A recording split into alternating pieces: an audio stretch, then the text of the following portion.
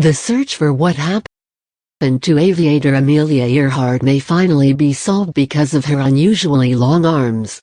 Researchers analyzing bones from a skeleton found in 1940 on a remote Pacific island that were once thought to be from a man now believe they belong to a woman with long arms, and are using photographs of Earhart to prove their theory and solve the mystery of her 1937 disappearance once and for all. The International Group for Historic Aircraft Recovery (TR) is responsible for connecting the dots in this new theory. The story, of course, starts with the disappearance of Amelia Earhart and co-pilot Frederick J. Noonan on her attempt to become the first woman to circumnavigate the globe. Her plane disappeared from radar on July 2, 1937.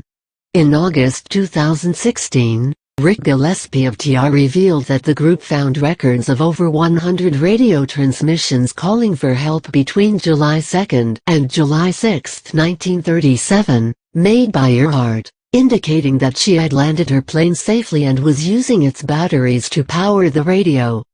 Gillespie says these transmissions were picked up by radio operators in the US and Australia for 4 days until they suddenly went silent. In 1940, partial skeletal remains of an unidentified human were found on the atoll of Nikumaroro between Hawaii and Australia. A doctor analyzed them and concluded the large bones were from a male. The bones were eventually lost, but photographs were taken of them.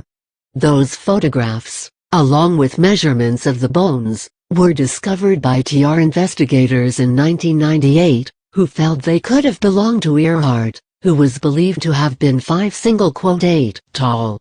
Recently, anthropologist Richard Jantz was reviewing the 1940 files and noticed that the forearms of the skeleton were larger than normal for a person of that size, especially if they came from a middle-aged, ethnically European woman born in the late 1890s like Earhart. Based on that, TR connected Jantz with forensic imaging specialist Jeff Glickman and gave Glickman a photograph of Earhart with her bare arms clearly visible.